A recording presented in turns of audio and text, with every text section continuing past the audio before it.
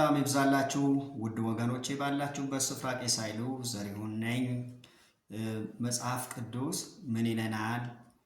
ኢየሱስ ክርስቶስ የዳዊት ዘር ነው ብሎ ይናገራል። በማያሻማ ቋንቋ ማስረጃ እያቀረብኩኝ ትንሽ ልናገር እስቲ።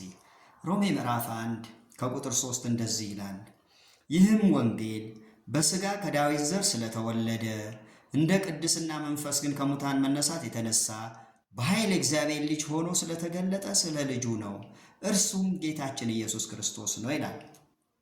ክብር ለጌታ ይሁን። ምንድነው እዚህ ጋር የሚለን? በሥጋ ከዳዊት ዘር መጣ፣ በሥጋ ከዳዊት ዘር ተወለደ ይላል እንጂ ከሰማይ መጣ ሥጋ አንድም ቦታ ላይ አይነግረንም። ምናልባት ቀድሞኔ በነበርኩባት ቦታ ለሳቸው ተገልጦ ነው የሚባል አባባል አለ። ለሳቸው የተገለጠው እኮ ለኛ አይጠቅምም እኮ። የተገለጠው መጽሐፍ ቅዱስ ብናምን ግን የዘላለም ሕይወት ይሆንልናል ማለት ነው። በሐዋርያት ሥራ ምዕራፍ 13 ላይ ከቁጥር 23 ጀምሮ እንደዚህ ይላል። ምን ይላል? ከዚህ ሰው ዘር ይላል። ከዚህ ሰው ዘር የተባለው ዳዊት ነው። ከዚህ ሰው ዘር እግዚአብሔር እንደ ተስፋው ቃል ለእስራኤል መድኃኒትን እርሱም ኢየሱስን አመጣ ይላል። ከዚህ ሰው ዘር እያለ ከዚህ ሰው ዘር የተባለው ለእስራኤል ተስፋ የመጣው ለእስራኤል መድኃኒት የመጣው የዳዊት ዘር ከሆነው ከኢየሱስ ነው። ክብር ለእግዚአብሔር ይሁን። ይህ ሰማያዊ ሥጋ ብዙዎችን እኮ አጎሳቁሏል እኮ። ብዙዎች እኮ ወደማይገባ ስፍራ እኮ ሸኝቷቸዋል።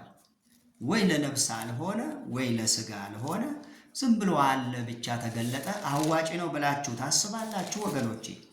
አሁንም ልጨምር። በሁለተኛ ጢሞቴዎስ ምዕራፍ 2 ቁጥር 8 ላይ ሐዋርያ ጳውሎስ አንድ ነገር ብሏል። በወንጌል እንደምሰብከው ከሙታንም የተነሳው ከዳዊት ዘርም የሆነውን ኢየሱስ ክርስቶስን አስብ። ይህም በመስበክ እንደ ክፉ አድራጊ እስክታሰር ድረስ መከራን እቀበላለሁ፣ የእግዚአብሔር ቃል ግን አይታሰርም አለ። በወንጌል የሰበኩት ከሙታን የተነሳው ከዳዊት ዘርም የሆነው ኢየሱስን ነው አለ እንጂ ሰማያዊ ሥጋ አልሰበከም። በወንጌል የሰበኩት ከሰማይ መጣው ሥጋ ነው አላለንም። ስለዚህ ወገኖቼ እናንተ የያዛችሁት እምነት ወይም የምታራምዱት ሃይማኖት አሁን ከማነበው ጋር የማይጋጭ መስሎ ከታያችሁ ራሳችሁን ፈትሹ እላችኋለሁ። ምክንያቱም ከሰማይ የመጣ ሥጋ የለም፣ ሰማያዊ ሥጋ የለም። ውሸት ነው፣ በጣም ውሸት ነው። ይሄ ራስን ለክፉ አሳልፎ እንደ መስጠት ቁጠሩ። የመጨረሻው ዮሐንስ ራእይ ምዕራፍ 22 ቁጥር 16 ላይ እንዲህ ይላል፣ እኔ ኢየሱስ በአብያተ ክርስቲያናት ዘንድ ይህን እንዲመሰክርላችሁ መልአኬን ላኩ።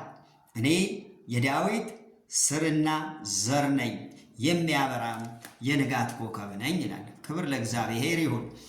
እኔ የዳዊት ስር ነኝ፣ እኔ የዳዊት ዘር ነኝ እያለ እንዲህ ሥጋ ከሰማይ መጣ ብላችሁ ሕዝብን ታሞኛላችሁ። ምናልባት ሕዝቡ ሊሞኝ ይችላል። እግዚአብሔርን ማሞኘት ግን አይቻልም። መጽሐፍ ቅዱስን በተሰበረ ልብ ብናጠና እግዚአብሔር የቅርብ አምላክ ስለሆነ፣ እውነት ገላጭ አምላክ ስለሆነ ሊያበራልን ይችላል። ኢየሱስ ክርስቶስ የዳዊት ዘር ነው። ተባረኩ።